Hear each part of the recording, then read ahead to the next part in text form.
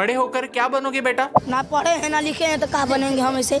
ये सवाल आपको बचपन में सबने पूछा होगा, लेकिन इसका सही जवाब क्या है और इस जवाब तक पहुंचते कैसे, ये हमें किसी ने नहीं सिखाया। अगर आप यंग हैं, स्टूडेंट हैं या फिर आपके करियर में जस्ट शुरुआत ही कर रहे हैं तो ये वीडियो आपके लिए इम्पोर्टेंट है, क्योंकि इस वीडियो में हम ये रिवील करेंगे कि फ्यूचर में कौन से जॉब्स रेलेवेंट होने वाले हैं, कौन से फील्ड्स में लोग पैसे कमाने वाले हैं एंड मोस्ट इम्पोर्टेंटली कौन से जॉब्स इररेलेवेंट बनने वाले हैं। ये है top 10 jobs of the future और ये लिस्ट किसी भी ब्रांड या स्पॉन्सर ने इन्फ्लुएंस नहीं की है। ये है हमारा ऑनेस्ट रिसर्च और ओपिनियन। प्लीज नोट कि कुछ समय पहले हमने इसी टॉपिक पर एक वीडियो बनाया था। हमने इस वीडियो में कोशिश की है कि जिन टॉपिक्स को हमने उस वीडियो में कवर किया है उनको साइड में रखें और नए ऑप्शंस आपके सामने लाए। अगर आपको ये वीडियो अच्छा लगता है तो इसे अपने दोस्तों के साथ शेयर कीजिए। हो सकता है आपका छोटा भाई या बहन या फिर कोई दोस्त इस वीडियो को देखे और उसकी लाइफ बदल जाए। Number 10, technical maestros. हमने वर्ल्ड इकोनॉमिक फोरम की jobs of the future report पढ़ी, लिंक्डइन पर पिछले 4 साल का डेटा देखा और एक इंटरेस्टिंग ट्रेंड सामने आया कि एक स्किल्ड टेक्नीशियन की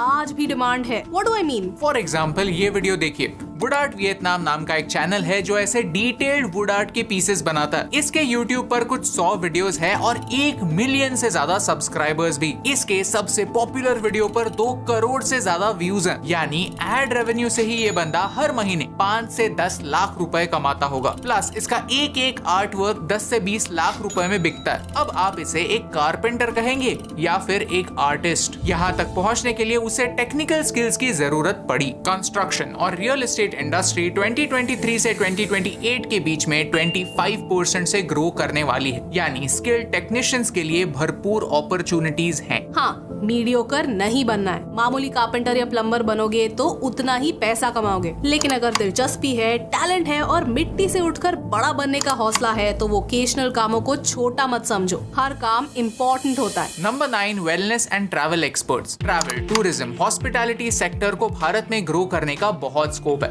भारत का ट्रैवल एंड टूरिज्म सेक्टर 2020 में $75 बिलियन का था, जो 2027 तक $125 बिलियन तक पहुंचेगा। भारत ने पिछले 15 सालों में 40 करोड़ से ज्यादा लोगों को गरीबी रेखा से ऊपर उठाया। ये एक साइन है कि लोगों की परचेसिंग पावर बढ़ रही है। यानी आने वाले समय में ज्यादा लोग अपनी फैमिली के साथ वेकेशंस मनाएंगे। आज एयर ट्रैवल अफोर्डेबल हो रहा है। जस्ट 30 साल पहले एयर ट्रैवल एक लग्जरी हुआ करती थी, लेकिन अब एक नेसेसिटी बन गई है। और लोग ट्रैवल करेंगे तो किसी न किसी होटल में रहेंगे, कहीं ना कहीं खाना खाएंगे। और ये बात सिर्फ मुंबई, दिल्ली, कोलकाता जैसे शहरों तक लिमिटेड नहीं है। टियर 2, टियर 3 सिटीज भी उभर रहे हैं। हॉस्पिटैलिटी सेक्टर में हमने होटल मैनेजर जैसे जॉब्स के बारे में तो सुना था, लेकिन cultural liaison officer, wellness coordinator, sustainability manager, ऐसे नए जॉब्स मार्केट में आ रहे हैं। Food and beverage director, food की प्लानिंग, कॉस्ट और सेफ्टी स्टैंडर्ड्स मेंटेन करते हैं, जिनकी एनुअल सैलरी 15 से 20 लाख तक होती है। Number 8, nursing. The world is getting old. अगर हम एवरेज एज बाय कंट्री देखें तो हाई इनकम देश जैसे जापान, जर्मनी, इटली, इनकी एवरेज एज काफी हाई है। और जैसे एज बढ़ती है वैसे ही हेल्थ केयर रिक्वायरमेंट्स भी। नर्सेज यहाँ एक इम्पोर्टेंट रोल प्ले कर सकते हैं। ट्रेडिशनली ऐसे सोचा जाता था कि नर्सेज सिर्फ फीमेल होती है, but that's not necessary. Male nurses भी होते हैं। इनफैक्ट भारत के नर्सेज दुनिया भर में अपने स्किल्स और डेडिकेशन के लिए जाने जाते हैं। नर्सेज आज भी भारत की नंबर 1 एक्सपोर्ट है,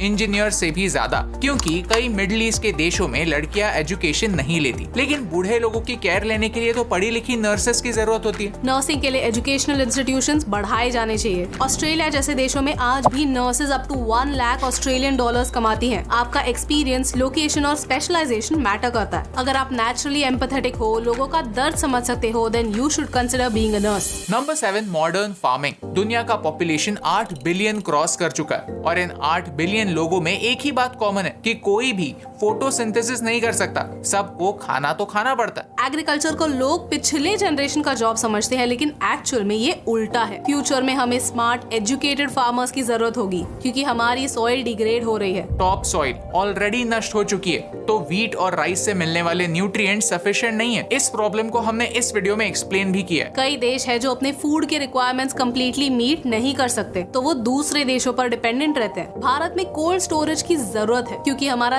50% खाना वेस्ट हो जाता है। अगर भारत ये वेस्टेज कम कर पाए तो भारत दुनिया की नीड्स फुलफिल कर सकता है। हमें ग्रीन रेवोल्यूशन 2.0 की जरूरत है जो मॉडर्न फार्मर्स ही ला सकते हैं। जैसे कि वर्टिकल फार्मिंग, जहां लेयर्स को स्टैक करके फार्मिंग की जाती है। ये इंडोर भी हो सकता है और कम एरिया में ज्यादा क्रॉप्स उगाए जा सकते हैं। वर्टिकल फार्मिंग की इंडस्ट्री 2028 तक $15 बिलियन का आंकड़ा क्रॉस करने वाली है। प्रिसीजन फार्मिंग में soil health, weather pattern detection और डेटा का इस्तेमाल करके प्रिसाइज डिसीजंस लिए जाते हैं ताकि इनपुट कॉस्ट्स कम हो सके। हाइड्रोपोनिक्स में सॉइल के बिना प्लांट्स उगाए जाते हैं। प्रोफेशनली नहीं तो एज अ हॉबी ही सही, लोग हाइड्रोपोनिक्स का इस्तेमाल करके घर पर सब्जियां उगाते हैं और अपने खर्चे कम करते हैं। Because a Penney saved is a Penney earned. ये मॉडर्न फार्मिंग टेक्निक्स बहुत ही स्पेशलाइज्ड स्किल्स हैं और इन्हें एग्जीक्यूट करने के लिए हमें स्पेशलिस्ट की जरूरत है। यहाँ डिमांड अनलिमिटेड है और ग्रोथ की पोटेंशियल भी। आई कैन इजीली इमेजिन कि ट्रेडिशनल फार्मर्स अपनी इनकम बढ़ाने के लिए एक्सपर्ट्स को हायर करके अपने लिए हाइड्रोपोनिक्स या वर्टिकल फार्म्स बनाएंगे। Number 6, video editors. ये मेरे लिए एक सॉफ्ट कॉर्नर वाला टॉपिक हो गया because video editors are not going anywhere. क्योंकि आज हर ब्रांड इंस्टाग्राम पर है, सोशल मीडिया एप्स पर वीडियो सबसे ज्यादा चलते हैं। अगर स्टैंड आउट करना है तो अट्रैक्टिव वीडियो बनाना होगा। फाइवर जैसी कंपनीज फ्रीलांसर्स के लिए एक वरदान है, जहां श्रीलंका, बांग्लादेश, पाकिस्तान जैसे देशों से लोग वेस्टर्न देशों के क्लाइंट्स के लिए काम करते हैं। घर बैठे डॉलर्स में पैसे कमाते हैं। फाइवर मिलियनेयर्स आज एक रियलिटी बन चुकी है, जहां फाइवर पर अपने गिग सेल करके वीडियो एडिटर्स और ग्राफिक डिजाइनर्स ने मिलियंस ऑफ डॉलर्स कमाए हैं, वो भी अपने घर से। How cool is that? अगर आप एक वीडियो एडिटर हैं तो हमें इस ईमेल आईडी पर आपका बेस्ट वर्क भेजिए। We are hiring more editors. Video editors के साथ साथ एनिमेटर्स की भी डिमांड बढ़ने वाली है। पिक्सार और डिज्नी स्टूडियोज के सीनियर एनिमेटर्स की सैलरी $150,000 तक होती है। That's more than 1.2 crore rupees. Number 5, waste management. हर शहर के बाहर एक कचरे का माउंटेन होता है, लेकिन कचरा कचरा नहीं, सोना होता है। क्योंकि हर डंपिंग ग्राउंड में कई इलेक्ट्रॉनिक आइटम्स फेंके जाते हैं। चाइना से हम बहुत कुछ सीख सकते हैं। China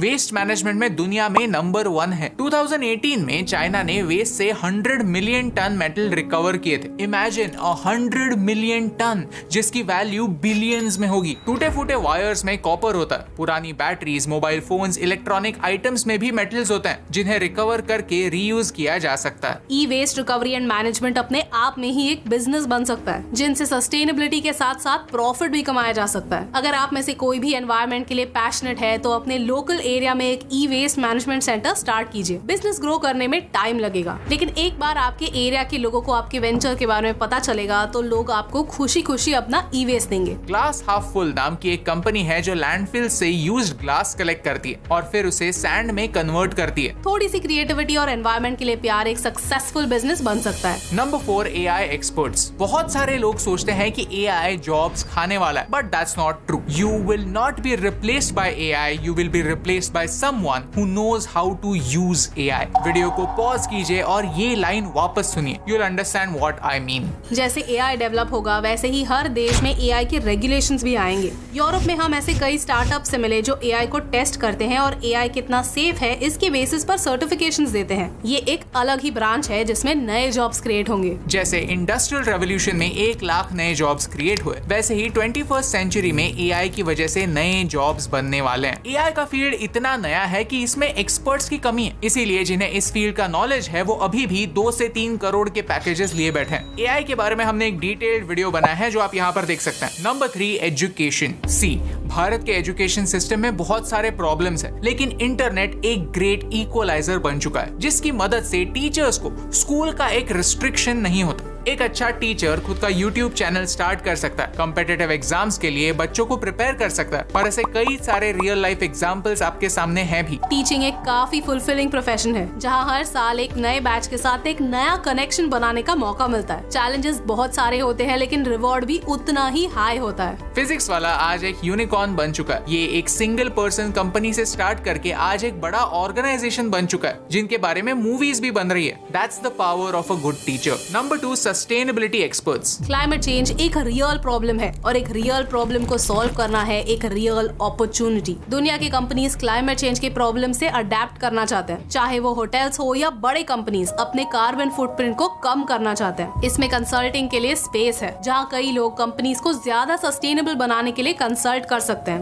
at the same time LinkedIn की जॉब पोस्टिंग से ये दिखता है कि रिन्यूएबल एनर्जी स्पेशलिस्ट की डिमांड बढ़ रही है। आज इलेक्ट्रिसिटी सोलर पावर से जनरेट होती है, विंडमिल से बनती है। ये ये सारे मशीन्स को ऑपरेट करना और लोगों को मैनेज करना, इसके लिए स्पेशलाइज्ड स्किल्स लगते हैं एंड कॉन्सिक्वेंटली इस स्पेस में जॉब्स जनरेट होने वाले हैं। एट द सेम टाइम कई कंपनी सस्टेनेबल प्रोजेक्ट्स फंड करना चाहती हैं, चाहे वो ट्री प्लांटेशन हो या फॉरेस्ट जनरेशन या रूफटॉप लैंडस्केपिंग। इन सब के बारे में कंसल्टिंग प्रोवाइड करना या फिर इन्हें एग्जीक्यूट करना, ये भी एक अलग फील्ड है जहां जॉब्स जनरेट हो सकते हैं। And number 1 job that's going to be in demand in the future is hacking. Yes, हमारे रिसर्च के हिसाब से फ्यूचर में सबसे इन डिमांड जॉब होने वाला है हैकिंग। लेकिन कैसा हैकिंग? चोरी वाला हैकिंग नहीं, चोरी को प्रिवेंट करने वाला हैकिंग, जिसे हम एथिकल हैकिंग भी कहते हैं। ये ग्राफ देखिए, इससे साफ पता चलता है कि भारत में साइबर अटैक्स बढ़ रहे हैं। एप्पल का नया ओएस जब लॉन्च होता है तो कई सारे एथिकल हैकर्स उनमें बग्स ढूंढते हैं और वो बग्स एप्पल को रिपोर्ट करते हैं। इन वल्नरेबिलिटीज को आइडेंटिफाई करने के लिए उन्हें मिलियंस ऑफ डॉलर्स मिलते हैं। इन्हें बाउंटीज कहते हैं। ये रिपोर्ट देखिए, एप्पल ने इन टोटल $20 मिलियन बाउंटीज में पे किए हैं। सेम सिस्टम माइक्रोसॉफ्ट और गूगल में भी है। I am not even joking. इसमें वो थ्रेट किस लेवल का है और वो कितना रेयर है, इन पर कई सारी चीजें डिपेंड करती हैं। साइबर सिक्योरिटी आज एक अंडररेटेड फील्ड है, लेकिन ये कल की रियलिटी है। आज सारे बैंकिंग ट्रांजैक्शंस इंटरनेट के थ्रू होते हैं। नॉर्थ कोरिया और रशिया जैसे देश साइबर क्राइम से अपने वॉर्स को फंड करते हैं। ऐसे समय private companies, government, schools, hospitals, हर कोई एक साइबर सिक्योरिटी एक्सपर्ट हायर करना चाहता है। अगेन, जिनकी सैलरी करोड़ों में होती है। लेकिन हाँ, यहाँ पर कंपटीशन भी काफी हाई होने वाली है। सॉफ्टवेयर इंजीनियर्स स्मार्ट होते हैं, हैकर्स उनसे भी स्मार्ट होते हैं और साइबर सिक्योरिटी एक्सपर्ट्स को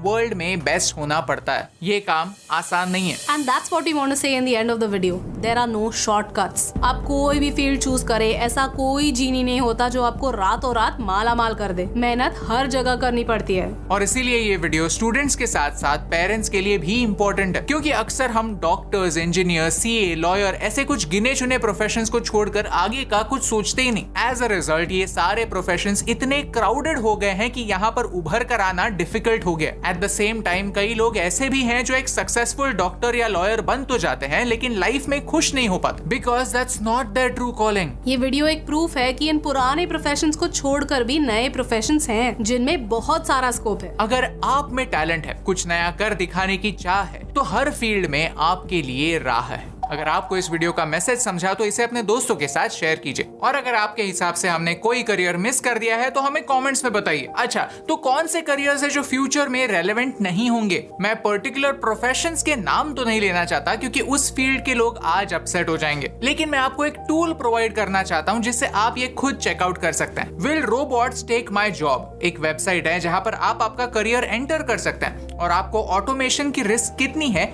ये समझ आ जाएगा। तो अगर आप यंग है और आपका करियर चूज करने वाले हैं तो प्लीज डिसीजन लेने से पहले इस वेबसाइट पर जाइए और फिगर आउट कीजिए कि क्या आपका प्रोफेशन कुछ सालों में रेलेवेंट होगा या नहीं। और हाँ, इस वीडियो को अपने पेरेंट्स को जरूर दिखाइए, क्योंकि आज भारत के 70% इंजीनियर्स अनएम्प्लॉयबल हैं। रीजन ये है कि आज वो लोग भी इंजीनियरिंग कर रहे हैं जिन्हें इंजीनियरिंग में कोई दिलचस्पी नहीं है। 3 इडियट्स में हमने सुना तो था कि अगर प्यार किसी और से और शादी किसी और से करोगे तो जिंदगी भर पछताओगे। ये बात करियर के बारे में भी सच है। करियर चुनना एक लाइफ पार्टनर चुनने जितना ही इम्पोर्टेंट होता है और इसी इम्पोर्टेंट डिसीजन में आपका साथ निभाने से हमें फर्क पड़ता है।